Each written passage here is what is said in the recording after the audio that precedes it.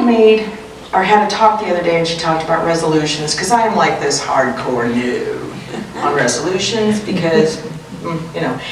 So she softened me, though. I really felt like she brought me some soften to the whole resolution thing. So whether or not you set resolutions, whether you've already given up on them, or they're still going strong, doesn't make any difference.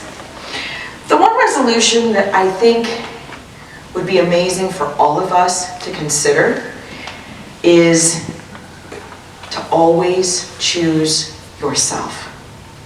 Make a resolution to always be yourself. That kind of covers everything. Always act in your best interest and in what feels good to you. And always operate from that place. Whether it's each day, each new year, whatever, step into it with courage and bravery and a heart that is open to the things that are going to set your soul on fire. That's going to give you that desire and enjoyment and yes for life. I know not every day is good, but sometimes we just have to live through them. Just live it. You know, because every single experience we have is basically stepping stones into bringing you greater clarity, greater satisfaction, and greater growth. There was a lot of things that happened in 2024 for me, and I'm gonna try not to get too emotional on this one. This is tough because, you know, for those of you that don't know, there was this fire right next to my house that I stood in my backyard and watched the field below me burning, thinking, in minutes, that could be in my house. And I watched it just engulfing trees next to my neighbor's house, you know. I even got some smoke inhalation I didn't realize. And again, lots to be grateful for. My best friend died on Mother's Day. We just lost Sue at the end of 2023. We lost our speaker, Stephanie Barton from Kansas City. You know, Barry Simpson, which was critical in helping us get this, you know, Mindful Spiritual Center going. And this is just a start. I can go on. But you get the point. There was a lot of stuff that happened in 2024. But every moment that happens in our life is actually an opportunity. An opportunity to be who we want to be. To change anything that we might want to change. And to not allow any losses, even things that we might be losing right now.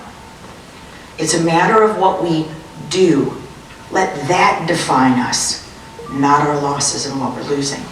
Let how we move forward with what we have. Because those things that I mentioned, those few items, made me really think about myself and how I was living my life and how I wanted to continue to live my life.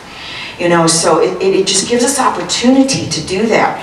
And I want us to actually embrace and really live from that place that every single one of us have that spark of heaven. I want to make sure of heaven, not from heaven, because from heaven makes it sound like it's a place. Of heaven is a state of being, and it's all in us. If you don't know this already, every single one of us has divinity within. Now, where do we want to operate? You know, you're so blessed. You know, there's somebody that is as powerful as that what we really are. Do we ever really need to operate from fear? I know, we don't. Sometimes the human side of us wants to pull it in, but we're not really made to design and run on survival mode. You know, that gets us frozen and stuck, sometimes ill. All kinds of things can happen if we allow ourselves to get stuck in that survival mode. Shakespeare actually calls our doubts traitors. I kind of like that. Because it makes us lose the good in the fear of us not trying, of us not attempting, not having the courage to move in whatever way in life we need to. And I want you to know, living the spiritual life does not remove us from the human world and the human life. But what it does or can if we allow it to, is it leads us deeper into it, deeper into the human life. Let's be honest. Anybody ever been bullied? Yeah. Right? Anybody had losses, hardships? Anybody the outcast because you didn't go into the peer pressure, or you decided to stand up and say something that was different than the others or be different? Anybody the black sheep of the family because you said no to the dysfunction? Yeah, I bet you everybody in this room is, or you probably wouldn't be here. So this path that we're on is not linear, it's not straight. You guys have probably seen the pictures. They depict it really nice where it's actually spiral. Because what ends up happening is we get brought back to the same kinds of experiences and learning to do two things. One, to let us know how far we've actually come and the things that we've actually conquered, but also to get deeper and deeper into that truth, into the understanding, and us to decide what we want. Because, let's be honest, pain's not going to disappear. Pain is a part of human life. It will change shape, but do we really have much control? Let's get really brutally honest. If we're honest with ourselves, there's so little we actually have control over in life. But what do we have control over? Ourselves, and how we move forward in whatever's going on in our lives and the world around us. So, this is going to bump up against a lot of our programming, so I'm giving you a warning ahead of time. A lot of times when all this stuff is going on, our best option is to turn inward, to be quiet, to relax, and to be patient. Let go and allow life to happen. So a couple of days ago, my son and I were going out to take care of the chickens. And I hear him holler with fear in his voice, and I'm like, oh no. And I'm like, what? And he's like, the spigot's frozen, Mom. And I went, damn, probably should have done something about that. So I get up there, and my mind is going on with all the stories I've heard about things blowing up and freezing and ruining, and my mind is wanting to take off into this amazing rage of fear. And I'm squatted down looking at it, and I took a nice deep breath, and I'm thankful that I did, because that's when that soft little voice came into me and said, it's okay, Lena, just leave it alone. And I'm like, but I gotta. No. All right, I hear you. Just leave it alone. And I contemplated that for a little bit, and I said, you know what, no matter what, it's going to get warmer today, and it's going to be a whole lot nicer taking care of this in warmer weather than out here in 6-degree weather that feels like 4. So I'm like, let's go inside. And I can see Elijah like, okay. Whatever. That's right. Yeah. The key here is, and Abraham Hicks talks about this. Oh, by the way, sorry, gotta finish that story. A little later on that day, I walked out there. It was dripping.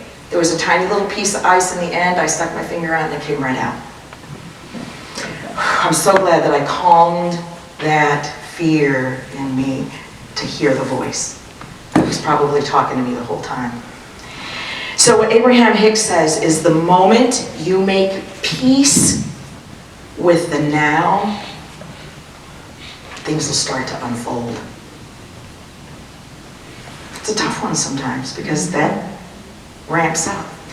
So I want to tell a story. Some of you guys have heard it, so it'll be a refresher for some.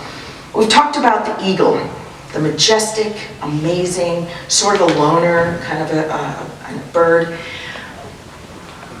But like nothing bothers them except for crows, which amazes me because I think crows are incredibly intelligent and I think they're awesome. But they will actually get on the back of the eagle and pull on its feathers on its neck. First of all, it's crazy, but they do this. And what's interesting about this is that the eagle does not fight. The eagle does not try to peck it. It doesn't thrash around to get the crow off or bump up against anything. You know what it does? It just flies higher and higher and higher, because the eagle was designed to be totally fine at higher places. The crow is not. Yeah. Eventually the crow can't even hang on anymore and it's gone. Think about that, of what we can do if we just don't fight it and let it go. And I understand there's that part of us when all this stuff is going on that we want to fight because it gives us something to do, and we resist and we're angry and we're putting all this energy into probably something that isn't even going to go anywhere, because back to, what do we really have control over? Why not put that energy into ourselves? Because let me tell you what, I know we're all really good people in this room, but we all got our demons. We all have our programming. We all have things that need to be healed and for us to grow. And when you can change that, take the energy that's going out there and put it into yourself to where you can operate from a place of love and peace and put every little bit of positivity into yourself. Guess what, guys, what that does to the universe? Because we know we're energetic vibrational beings, and it takes that energy and vibration out. That is actually world-changing. World-changing. When we do our inner work, that's where we end up making the biggest difference in the world around us. It's so significant for us to care more about the relationship that we have with ourselves and the divine than anything else. Please don't let anything get in the way of that. That's really an incredibly important focus. And sometimes our whole wellness depends on it. Because when you're in alignment and you're asking what's best for my mind, my body, and my soul, you have to sometimes say goodbyes. It's not always an easy path. There's releasing of people and places and things from the past that might add resistance, that might actually be attracting things that you don't want to attract into your life. Why not welcome change, welcome lessons, welcome adventures, because they're opportunities. Now, we all feel down. It happens. I mean, I've admitted it. I tell you, I share with mine. And I think that sometimes we think that that's like, we want to, remember when I was talking about labeling things good, bad, right, and wrong? We want to label a negative emotion as something that's bad or wrong. It's not. Look at it as something that is obviously in us, that we've been programmed, that we picked up along the way, that wants to be freed, that wants to be released. So instead of going, oh my God, what? Because remember the day that I shared with you guys that I was going through my affirmations and out of my mouth popped, I'm a good person? And something visceral in me went, And I went, what? You know, it's just programming. It's just something I picked up along the way, and I knew it. Now, I could have very easily gone into diagnosing myself, dissecting that, and, you know, whatever. I could have whipped that up in 5 minutes. But I didn't. Remember, I just let it go. And I even said to the universe, if there's something I need to know about this, who, what, when, and where, then reveal it. Otherwise, I'm ready to let it go and get rid of it. And then I reprogrammed myself with a new affirmation. And it only took like 2 or 3 days or so. And then it's like, I could say that, and I was perfectly fine. I didn't feel any response to it anymore. You know, so these things happen. We pick them up, we think they're part of our beliefs, and they're really not true to ourselves. They're not true of us. They're not in our highest good. So finding peace and having patience, being quiet, letting go, take a walk, take a nap, whatever you got to do to shift that energy, to get that to feel a little bit differently for you. And then when you can, sometimes it's hard when you're at a 2 to be a 10, but when you're ready, celebrate yourself. Be your own BFF. You know, we'd never even dream of speaking to other people like we speak to ourselves. And we all know the Emoto, the water guy that took pictures and stuff, how crystal and beautiful were water. Talk to yourself nicely. Really monitor what you're saying to yourself, okay? Accept yourself. Acknowledge yourself. Because you know what? I bet you anything, every one of you can think about things that happened to you in the past that you never thought you could even get through. And yet here you are today. You're way stronger than you ever realized. You've got this in it, and you've got this. Every challenge that you have ever faced in your life has done nothing but shape you and mold you into who you are today. And I had somebody say to me the other day, because we were kind of swapping stories, and they said, oh, but man, Lena, that's nothing that bad has ever happened to me. And I'm like, wait a minute. There's people that have had it worse than me. There's people that have had it less worse than me. No comparison. It doesn't matter. It's relative. It's relative. So don't compare not only what you've done and not done, but don't compare to anybody else's. Even if it's not as tragic. I mean, thank God we're not in the fire that I dealt with is nothing what California's dealing with. Did it lessen anything that happened to me? No, it really didn't. Because let me tell you what, I walked to my house after that and I looked around and thought, what, could I not live without?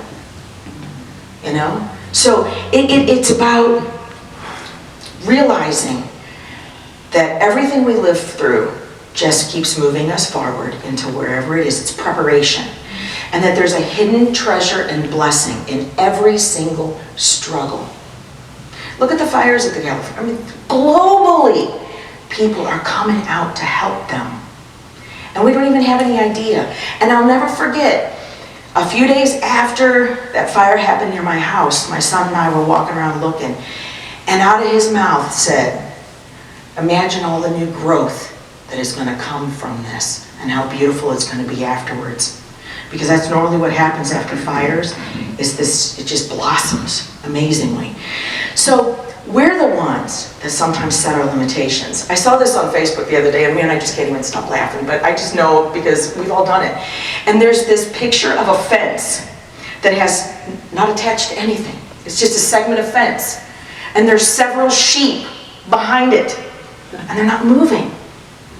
They can, 2 steps and they could go into whole different pastures. It's just how it is. How we set our own limitations sometimes. Have you ever seen the one where there's the 2 dogs that are like going at each other through the fence, like they're going to take each other out until somebody opens the fence and they're face to face and they're like, oh, never mind. You were getting ready to take each other's throats out, and now all of a sudden they're like, I don't know what that was about. You know, and it is, it's kind of interesting and funny how we outgrow what we thought we could never live without. That we lose something that we thought we would die if they did too, or it did too. And then we fall in love with something else. We find something else that will love us. We gotta have faith. Life is a journey. It's about the faith and the trust in that journey. And allowing ourselves to truly enjoy that. Because growth is a good thing. You know, the one thing I have started trying to say is that I want my growth to come from more joyous experiences. I have been trying to incorporate that in there because a lot of pain has taught me things, but come on, man, let's have a little joy learning, okay? Yes, a little bit of joy learning. So, anytime, anywhere you are, keep a good check on yourself. Check in on yourself. What am I feeling? Where am I at? What do I need right now? Is this helping? Is this supporting my mind, my soul, and my spirit? Because you are source energy. You are source energy. And there is nothing more worthy than that. And you're it. You've got this. Relax. Give yourself grace, patience, time. Let go. And be grateful for it all. because life is challenging, but I know you've got it.